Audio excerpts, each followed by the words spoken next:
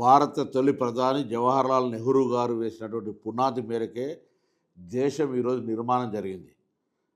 ఆనాడు స్వతంత్రం వచ్చినాడు ఆహార ధాన్యాల కొరత, గుండు పిన్ను తయారు చేసే వ్యవస్థ లేని దేశాన్ని ప్రపంచ దేశాలతో పోటీ పడే విధంగా ముందు చూపుతోటి అభివృద్ధి చేసినటువంటి వ్యక్తి నెహ్రూ గారు. ఈరోజు నరేంద్ర మోడీ గారి పరిపాలన నెహ్రూ గారు పరిపాలించిన దానికంటే ఎక్కువ కావచ్చు, అభినందనలు. కానీ నెహ్రూ గారు చూపెట్టినటువంటి మార్గము వలన ఆనాడు ఏర్పాటు చేసినటువంటి విద్య, వైద్య సంస్థలు, ప్రాజెక్టుల నిర్మాణం వల్ల ఈ దేశం ఇంత పురోగతి చెందింది. కట్టిన బంగ్లాకు మీరు రంగులు వేయచ్చు, డివియేషన్స్ చేయొచ్చు, కానీ మీ మీద గొప్ప చేసినామని చెప్పుకునేటువంటి ప్రయత్నం జరుగుతుంది. అందులో మళ్ళీ నెహ్రూ గారిని అవమానపరిచే విధంగా మాట్లాడుతున్నటువంటి పురంధేశ్వరి ఇతర బీజేపీ నాయకులకు జాగ్రత్త అని చెప్తాను. ఎందుకంటే భారతదేశ నిర్మాణానికి సంబంధించి ఒక ముందు చూపు కలిగినటువంటి వ్యక్తి జవహర్లాల్ నెహ్రూ గారు.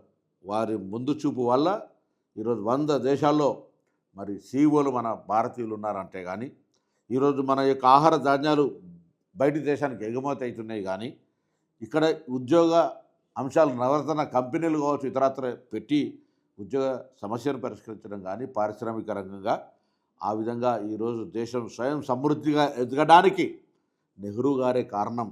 నెహ్రూ గారు నామినేటెడ్ ప్రధాని, ఈయన ఎన్నికైన ప్రధాని. మతము తప్ప ఇంకొక మాట లేని రాజ్యాంగాన్ని అవమానపరిచి అప్రజాస్వామ్యానికి వేదికగా ఇలా చూస్తా ఉన్నాం. ప్రతిపక్ష పార్టీ ఉండద్దు.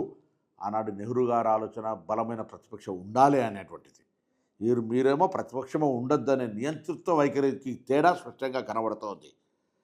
రాష్ట్రాల్లో ఉన్నటువంటి ప్రాంతీయ పార్టీలు లేదా ఇతర పార్టీలను ఏ విధంగా మీరు మింగేస్తూ ఉన్నారో మీ మిత్రపక్షాలతో సహా అనేక సంఘటనల నిదర్శనం. కాబట్టి మీరు నీతి చెప్పి ఈ దేశంలో ఏదో పెద్ద గొప్ప చేస్తున్నాం అనుకుంటే పొరపాటు. ఈరోజు నెహ్రూ గారి పరిపాలన యొక్క బీజాలే ఈ దేశ అభివృద్ధికి సంబంధించినటువంటి కారణాలు అనే మాటను మరొక్కసారి తెలియజేస్తూ, నెహ్రూ గారు లేని చరిత్ర భారతదేశ చరిత్ర కాదు. ఈరోజు నరేంద్ర మోడీ గారిని ప్రశంసించుకోండి, కానీ ఇంకోరిని చరిత్రను అవమానపరిచేటువంటి విధంగా బీజేపీ మాట్లాడొద్దని కోరుతా ఉన్నా.